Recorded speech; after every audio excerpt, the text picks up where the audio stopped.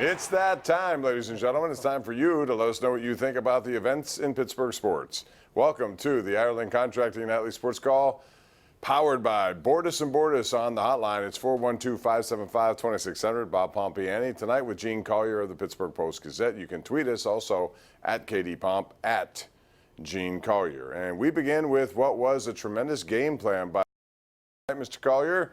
They were desperate. They needed a win. They had a lot of guys who weren't the guys they were relying on at the start of the season in there, and they had to figure out a way to get it done. And it led to the Wildcat, something we haven't seen really around here since Michael Vick led the Steelers to a win in San Diego. And here they were, execute it with a guy who did not even play last week. He got in, but he never touched the ball, Jalen Samuels. Your take on the game plan and what it produced?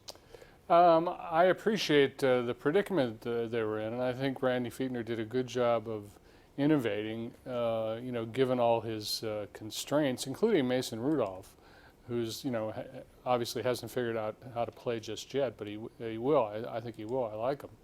My only argument with the Wildcat is, and I haven't seen it in this form very often, but the Steelers seem to be very eager to just flip the ball to running backs going by. To me, that's a turnover waiting to happen. If you're going to do that, you can just hand it to him. He's right in front of you. So that part of it I don't understand, but maybe that's because I'm 110 years old. No, I think you're right about that. The other thing I would tell you is that this is the kind of thing that you probably won't see again the rest of the year. Or if you do, it will be sequenced to use at one element of a game, but it will not be a steady diet like we saw. This was a team that had to figure out a way to get production out of guys, who weren't regulars. Mason Rudolph, first start at home in his career. He had a new tight end, Nick Vanette, who I thought played well. You have Jalen Samuels and James Conner, both guys, slow starts in the rushing game. An offensive line that, got some criticism, but still is very good, I think.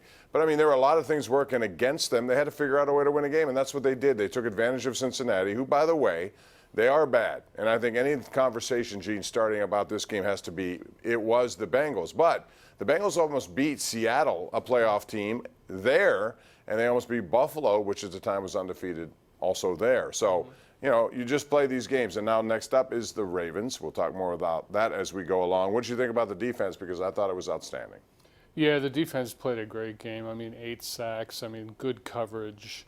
The Bengals receivers are pretty dangerous, and they were not the other night. The defense practically pitched a shutout, and they would have had it not been for a fumble on the Steelers' first offensive possession. Yeah, they deserved it. They did a great job.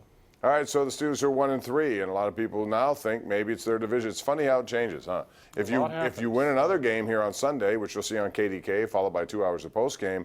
All of a sudden, you're 2-3. They're 2-3. Everybody's right there for the taking. Absolutely, a lot happened in 36 hours in that division. The Steelers went from being a step from being really clinically dead to having a shot at tying for first place. They did.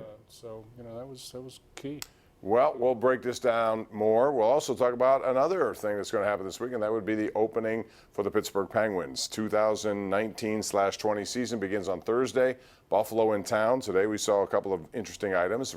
Brian Rust is out on a longer term. He can't skate now for 10 days or 10 games or 24 days. Also, Casey DeSmith somehow got through waivers, and that was a calculated gamble by Jim Rutherford. He really thought that Tristan Jarry would be claimed because he's a younger guy, more of a potential franchise than is Casey DeSmith, who's older and accepts the role. But Sidney Crosby's going to be okay. I wonder about Alex Galchenyuk, and I know it's not February, but I'm going to ask you your thoughts about the Penguins here in October the 1st.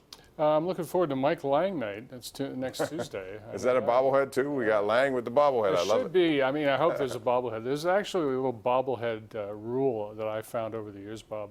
Every bobblehead looks like Mike Lang, regardless of who it is, except Mike Lang. So we'll see if that holds up. What about yours? Week.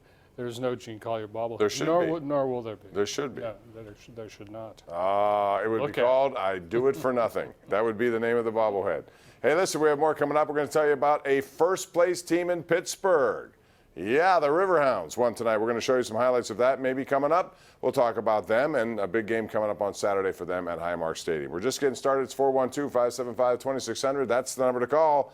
right here on the Ireland Contracting Nightly Sports Call, Pittsburgh CW.